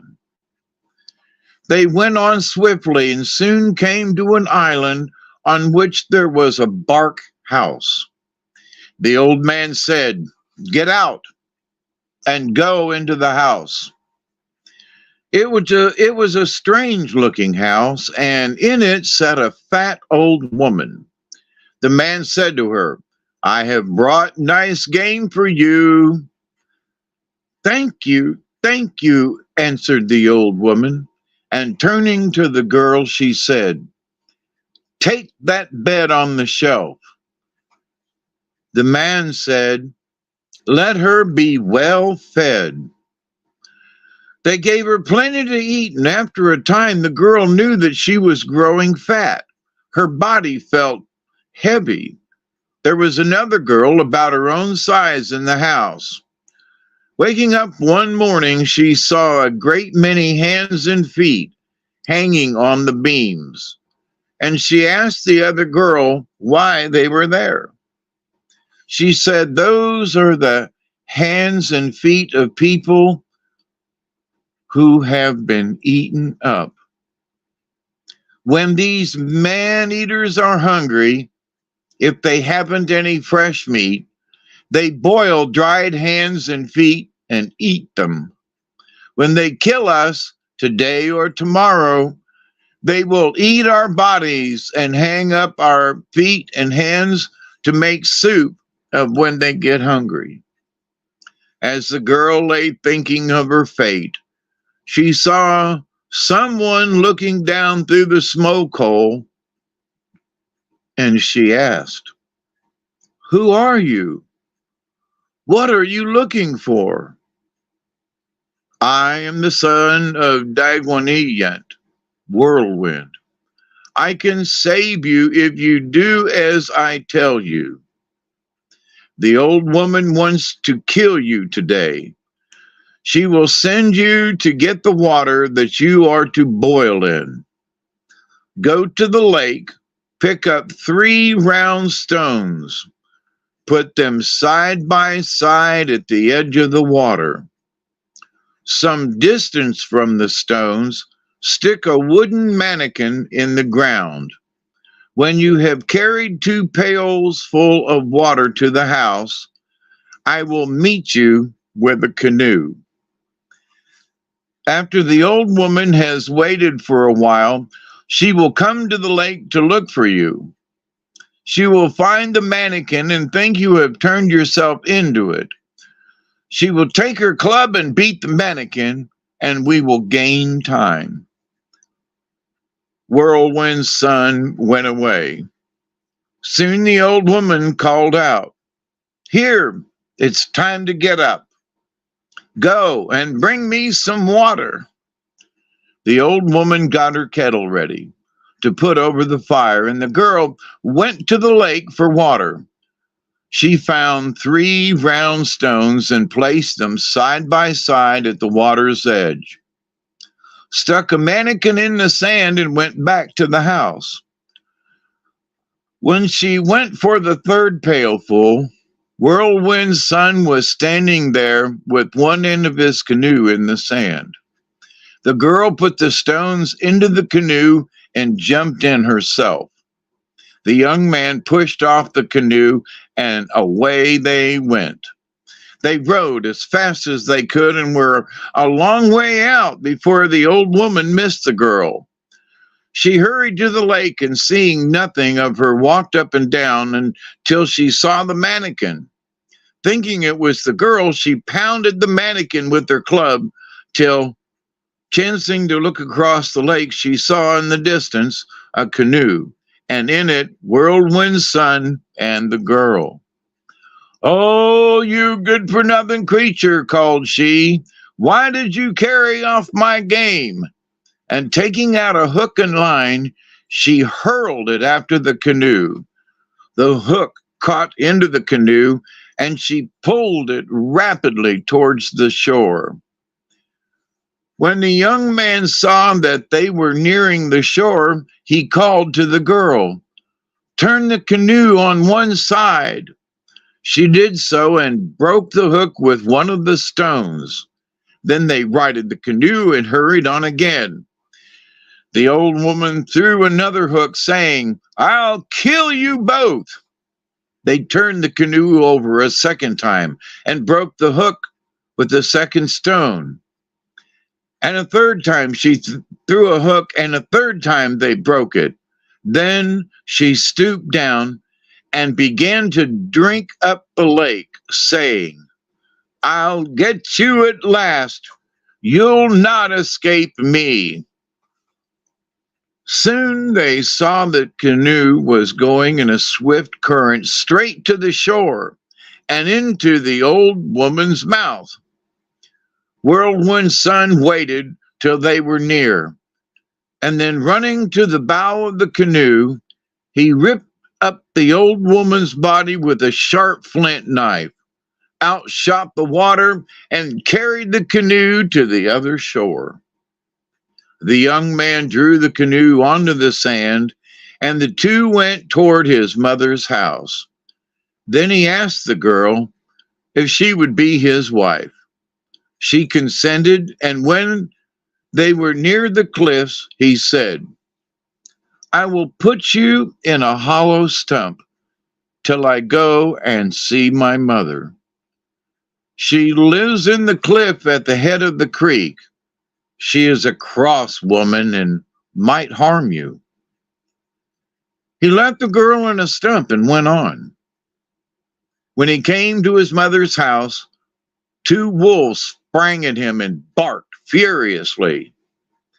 Get away, you miserable wolves! Why do your wolves bark at me? Asked he of his mother. Because you smell of people. That is no reason.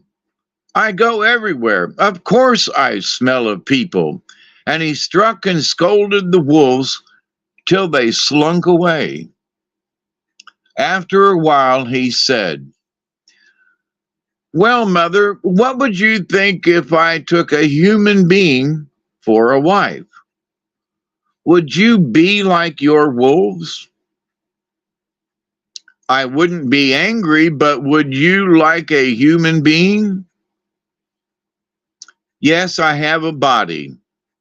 You have only a head, but I am like a human being. I have a nice wife out there in a stump. Will you go and bring her in? The old woman went to the stump.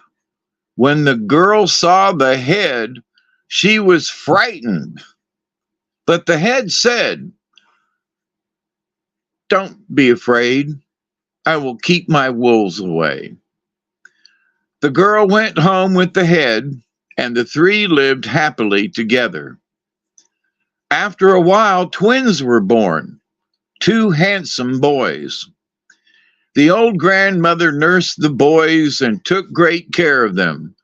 First she gave them bows and arrows, then she gave them all ball clubs. After that, they wanted fish spears. She told them they mustn't go away from the house. If they did, an old uncle who lived nearby might catch them. But the boys went wherever they liked. One day they saw a great pine tree and a nest. One said, If we go there, that old man might see us. Oh, said the other, we'll go, and if he shows himself, we will kill him. They went under the tree and made a noise. Their uncle looked down from his nest and called out, I saw you first. The boys looked up and said, Very well. The old man asked, What would you do if a storm of fish spears were to come down on you? Oh, we would like it. We'd take some of the spears to fish with. Make them come quickly. Old Man Whirlwind called for a storm of spears to come from the clouds. The boys crept under a big stone. They heard a great noise as of a storm coming toward their hiding place. It passed, and when they couldn't hear it any longer, they came out. There were a great many spears on the ground. They picked up the best spears they could find, took them home, and said to their grandmother, We have had good luck. Our uncle sent a storm of spears.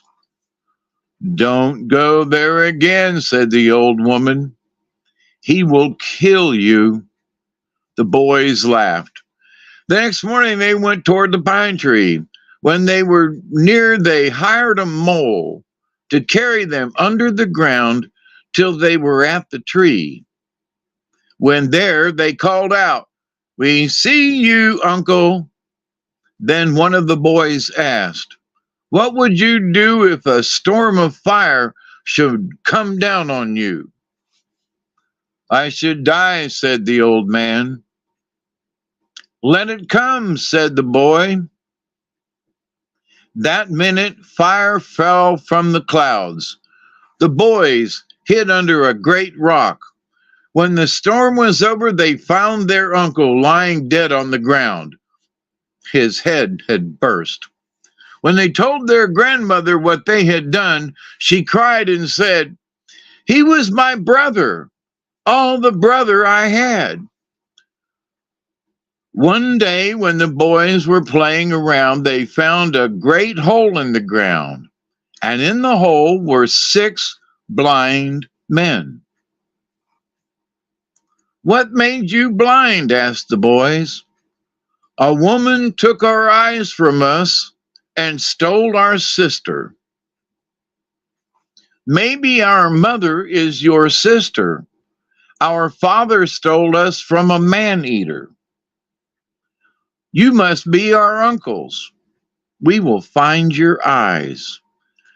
The men told the boys where their home was, and the two started off.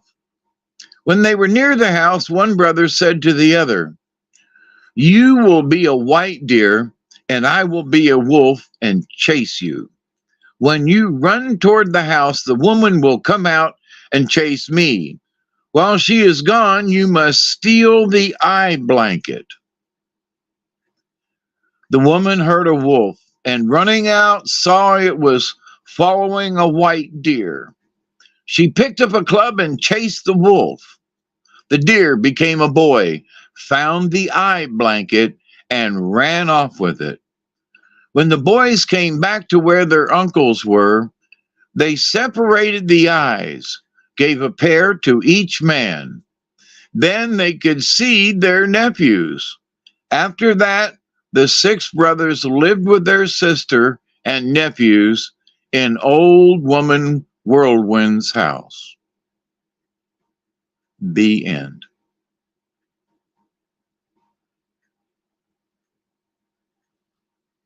Now, how about that for a story? A? Yeah, that was a good one. There's a little bit of everything in there. Yep. And, there's, in several, we were talking about, I mentioned this earlier to you before we started. I said, there's, the story is kind of intermingled. And, so we've heard of the man-eaters. We've heard where there's a canoe and they go to an island. And, there's different versions of how that works and who's on the island. This time it was a big fat woman, but she tried, it won. The thing with the hook has been in the story before, where they tried to suck up the lake. That was in a story, but how it was interlaced with the other things, it made this story interesting. It was about it. I'm just thinking about it, was about 3 stories mixed together. I liked it.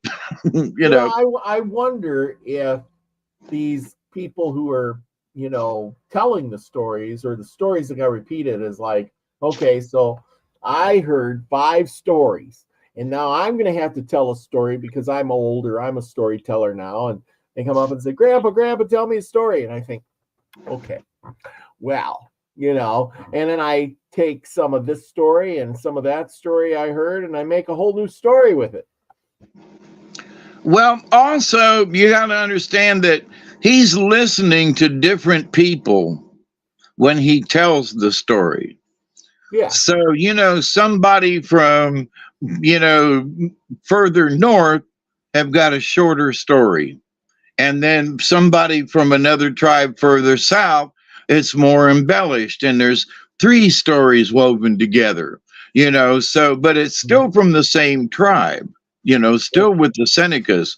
But, the difference in the stories, I believe, it has to do with where the tribes were, and who was relating the story. And my grandpa told it like this, and because these aren't legends and they're only stories, there's differences in how they were told. Yeah. And whoever was telling them would embellish them as well. So, but many of the stories, I got to say, are retold by the same guy. Mm-hmm. So I don't think he messed with the story. I think whoever was telling him the story as he wrote it down, Mm-hmm. that's, where the story might have changed or morphed. Anyway, Yeah. I love reading these stories every week. So thank you all. Oh, I love hearing them. And while we were messing around earlier, I picked two cards for tonight. And I just noticed that they're both upside down. Not that that's bad, but that they're both upside down. And so the first card out for tonight, my friends, is Raven, number 16 in the book. And Raven is magic. Raven, black as pitch, mystical as the moon. Speak to me of magic.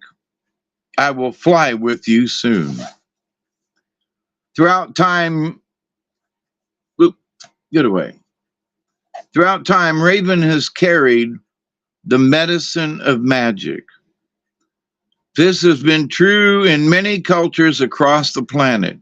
It is sacred in the medicine ways to honor Raven as the bringer of magic. If the magic is bad medicine, the carrier may be honored out of fear rather than out of respect. Those who fear Raven may do so because they have been dabbling in areas in which they had no knowledge and a spell that may have backfired on them. Rather than analyzing the dark side of sorcery, realize that you will fear Raven only if you need to learn about your inner fears or self-created demons. Now, Raven, the bringer of magic. So the magic is up to you. And if it's dark magic, you don't have to accept it, by the way. Raven magic is a powerful medicine that can give you the courage to enter the darkness of the void, which is the home of all that is not yet in form.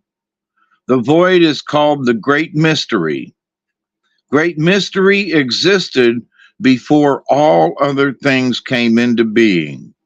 Great Spirit lives inside the void and emerged from the Great Mystery. Raven is the messenger of the void. So you want to find out something and you ask the Raven. If Raven appears in your sprint, you are about to experience a change in consciousness. This may involve walking inside the Great Mystery on another path at the edge of time. It would portend a signal brought by the Raven that says, you have earned the right to see and experience a little more of life's magic. Raven's color is the color of the void, the black hole in space that holds all the energy of the creative source. In native teachings, the color black means many things, but it does not mean evil. Black can mean the seeking of answers, the void, or the road of the spiritual or the non-physical. Let me read that again. Black can mean the seeking of answers, of the void, the seeking of answers in the void, or the road of the spiritual or the non-physical. The blue-black of Raven contains an iridescence that speaks of the magic of darkness and a changeability of form and shape that brings an awakening in the process. So Raven's trying to tell you to wake up. Raven is the guardian of ceremonial magic and in absentia healing. In absentia healing, it means that we call upon Raven. You know, we can all be here together tonight and ask for a healing and ask for Raven to deliver it, but we don't have to be present in order to ask that. That's an absentee, absent. In any healing circle, Raven is present. Raven guides the magic of healing and the change in consciousness that will bring about a new reality and dispel dis-ease or illness. Raven brings on the new state of wellness from the void of the great mystery and the field of plenty. Raven is the messenger that carries all energy flows of ceremonial magic because between the ceremony itself and the intended destination. They want me to read that again. Raven is the messenger that carries all energy. All energy flows of ceremonial magic between the ceremony itself and the intended destination. So we all get together tonight and have a prayer circle, and we are the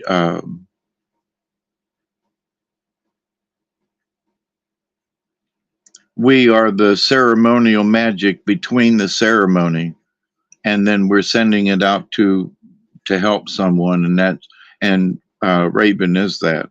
For instance, if a ceremony is being performed to send energy to a disaster area where people need courage and strength, Raven would be the courier for that energy flow. The intention would be to allow the people of the devastated area to feel the concern and support of the participants in the ceremony. Now, this thing was upside down. Raven reversed is not to be taken lightly. It can mean that the boomerang is coming home. If you have wished harm to another, beware. If you have asked for this harm to teach you, in turn, what it feels like.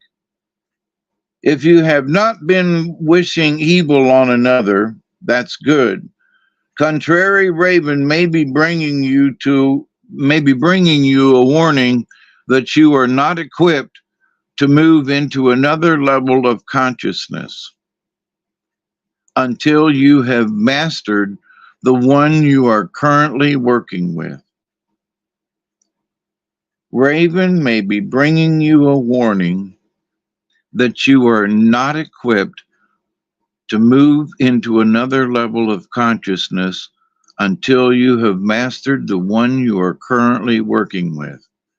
Now, there have been folks who are talking about moving into the fourth and fifth dimensions, and for many years now, I've said, you got to learn how to deal with the third, and you still haven't learned all your lessons yet. You can't jump into the fifth, and this is that's what's this saying.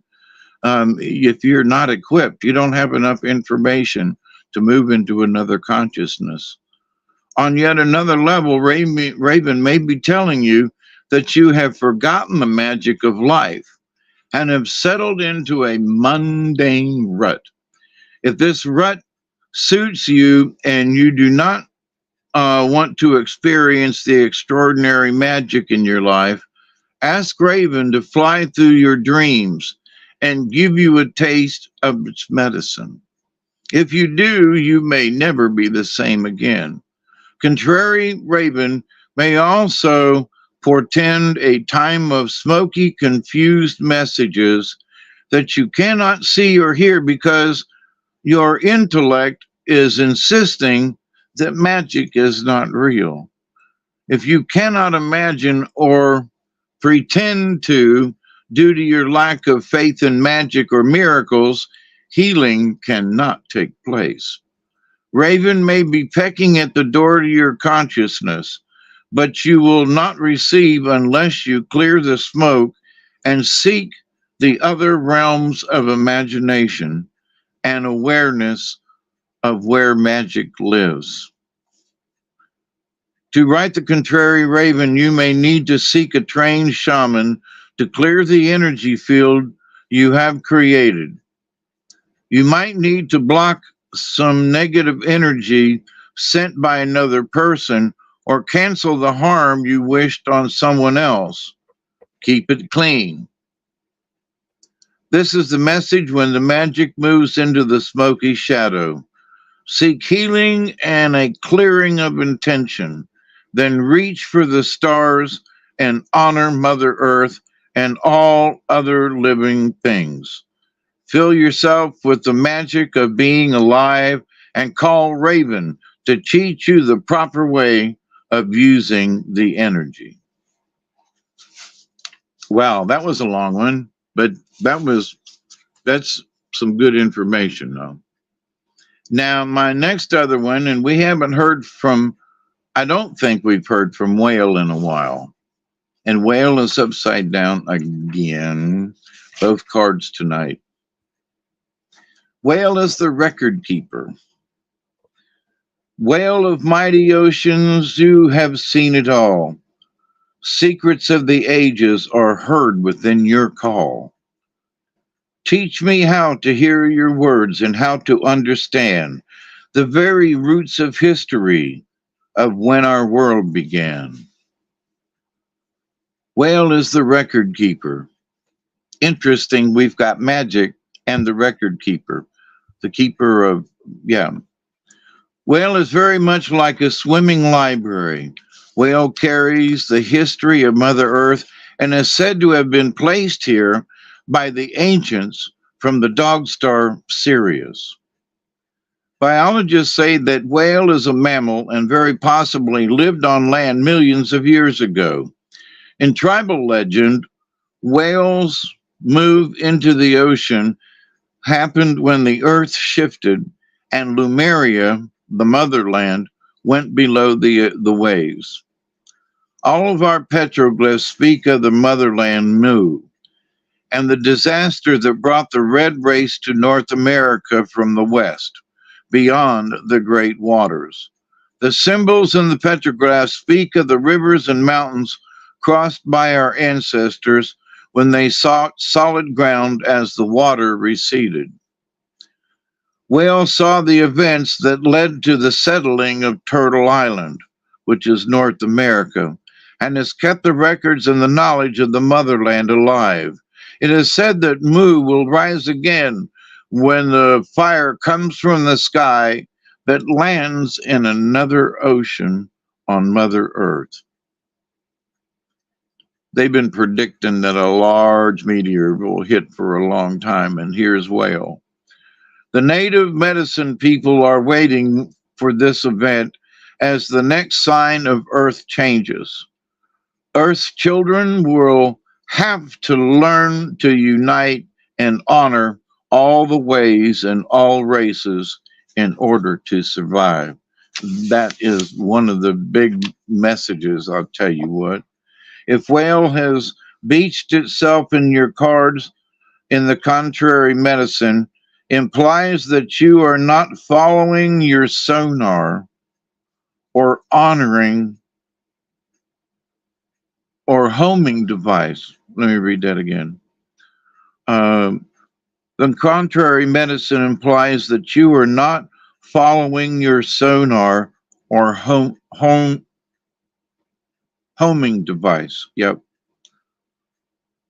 On some level, you have forgotten that you hold all the answers that you need to survive, to grow, and to claim the power of your chosen destiny. It may be that you are having to deal with a lot of chatter in your head and cannot get to your personal records.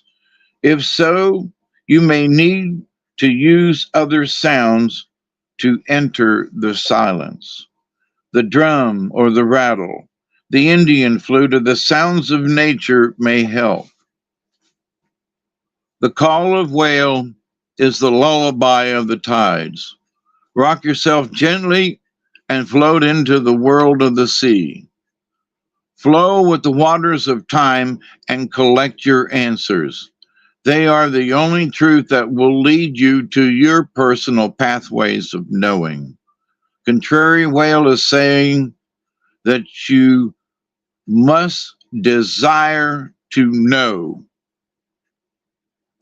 You must seek the whale song within you. In hearing whales call, you will connect to the ancients on a cellular level. And then as you relax into the flow of the song's rhythm, you'll begin to open your unique library of records. It may not come all at once. It may take practice. But if you hold the desire to know close to your heart, it will be the whale's gift to you.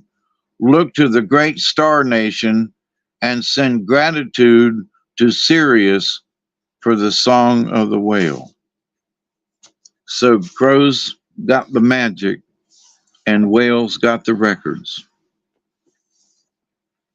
So I hope that meant something to y'all tonight. That's an interesting two card draw. Yeah. We're not playing poker. So we've got 2 hours and right at 2 hours, 2 hours and 1 minute. Wow, that's pretty good, ain't it? Yes, it is. I was trying to pull up a whale song.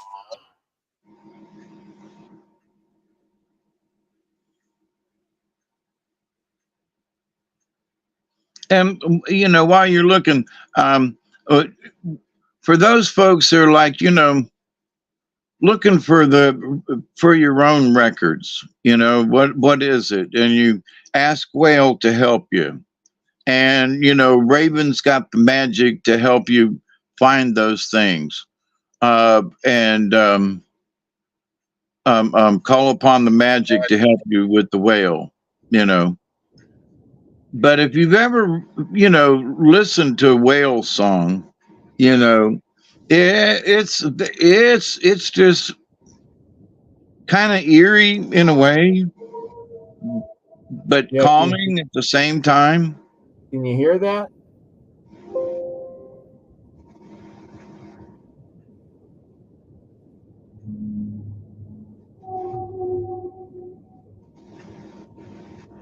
It's the whale song.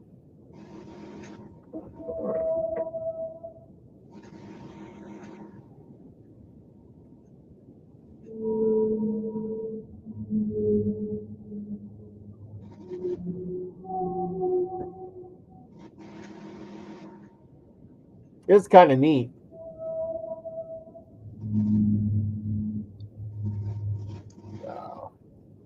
Anyway, there we go. Whale song. The different calls of the whales are similar, but they're never quite the same. And also remember that whales can do their song and be heard for miles away by other whales. Mm-hmm. Yep. Much like elephants can, in that elephants do a low rumble and can be heard for long distances by other elephants. By the way, I just thought about that. Yeah, there's so much we don't know about these critters in the sea. I mean, the whales can sing that song and they can talk with other whales miles and miles and miles and miles away. They were saying that like sharks can smell, miles and miles away. We just have no clue about the ocean. We are like fish out of water in there. Yeah, that's true. Yep. Well, I want to thank you, Robert, for having me again for another show, and I want to thank all the folks who come. On my behalf, I want to say thank you, and I hope that you stay healthy, wealthy, and wise. And over to you, Robert. Yeah, are you having a show tonight? Yeah, short one, I think. Okay, sounds great. I'm sure everybody will be heading over there soon. Get yourself another cup of coffee and away you go. As for me, I am going to head to bed here soon. I got to go to work tomorrow, but we're going to bring you a great show, everybody, this Saturday again. Hopefully I'm going to cross my fingers. I have Ryan on. He said yes, and we'll see what happens. But if not, we'll have somebody else on. We are going to hit it hard and have a great guest. So join me Saturday night. And don't forget, Wednesday night, after Nina's show, Hump Day Message, and her secret stream and all of that stuff, Wednesday night, don't forget to join me on Stupid Talk and Stupid Talk Daily as we tell you the news Wednesday night. So don't forget to find that and subscribe. I think the link is in the description below. Pretty sure it is. Anyway, check that out. Tomorrow we're going to have the good, crazy news like you've never heard it before, or maybe you have, on Stupid Talk and Stupid Talk Daily, or the non-religious truth channel on Nina's. So check it out there, and we'll see you then tomorrow night. All right. And with that, remember, everybody, go out, do something nice for somebody, and remember, be the frequency you want to receive, everyone. Love you all. Peace, everybody. Cheers.